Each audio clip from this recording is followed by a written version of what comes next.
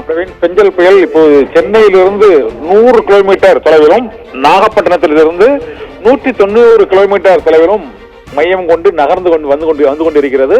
இந்த புயலானது இந்த மரக்காணம் மற்றும் இந்த சதுரங்கப்பட்டினம் இடையே கரையை கடக்கக்கூடும் என்றும், மாமல்லபுரம் காரைக்கால் இடையே இந்த கரையை கடப்பதற்கான அந்த வேகம் தற்போது அதிகரித்து குறைந்து என மாறி மாறி அந்த புயல் நகரும் வேகம் மாறிக்கொண்டே இருக்கிறது. பொதுவாக கரையை நெருங்க அதன் வேகம் குறையும் என்று கூறுவார்கள். அதன்படிதான் இப்போது 12 கிலோமீட்டர் வேகத்தில் நகர்ந்து கொண்டிருந்த அந்த புயல் இப்போது 10 கிலோமீட்டர் வேகத்தில் நகர்ந்து வருகிறது. 10 கிலோமீட்டர் வேகத்தில் நகர்ந்து வரும் இந்த புயலானது இன்று மாலையே கரையை கடக்கும் என எதிர்பார்க்கப்பட்ட சூழ்நிலையில் இந்த வேகம் குறைந்து இருப்பதால் இது இன்று நள்ளிரவில் கரையை கடப்பதற்கான வாய்ப்பு இப்போது இருக்கிறது. ஏனென்றால் 1 மணி நேரத்திற்கு 10 கிலோமீட்டர் என்றால் 100 கிலோமீட்டர், அதாவது 10 கிலோமீட்டர் ஒரு மணி நேரத்திற்கு 10 கிலோமீட்டர் என்ற வேகத்தில் தான் இப்போது நகர்ந்து வருகிறது.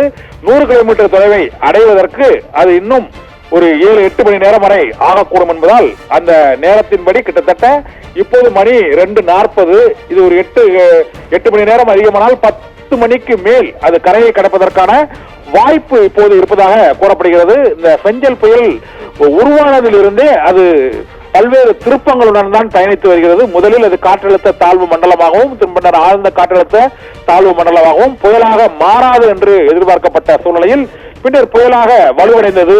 நேற்று காலையில் தான் அது வலுவடைந்தது உறுதி செய்யப்பட்டது.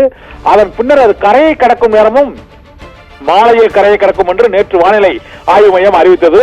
வானிலை ஆய்வு மையம் அறிவித்தபடி கரையை கடந்திருந்தால் இப்போதே கரையை கடந்திருக்க வேண்டும். பிற்பகல் 3 மணி ஆகப் போகிறது. ஆனால் கரையை கடக்கவில்லை. இது தவிர நள்ளிரவு அல்லது நாளை காலையில் கரையை கடக்கும் என்று தனியார் வானிலை ஆர்வலர்கள் தெரிவித்து வருகிறார்கள். வானிலை ஆய்வாளர்களின் கருத்துப்படி அந்த கரையை கடந்த பிறகுதான் மழையின் அளவு குறையும், புயலுக்கு பின் தான் அந்த அமைதி நிலவும் என்பதற்கேற்ப அந்த கரையை கடக்கும் நேரத்தை இன்னும் கணிக்க முடியாமல் அந்த புயல் உருவானதில் ஏற்பட்ட குழப்பம் போல அது கரையை கடப்பதிலும் பல்வேறு விதமான கணிப்புகள் வந்து கொண்டே இருக்கின்றன.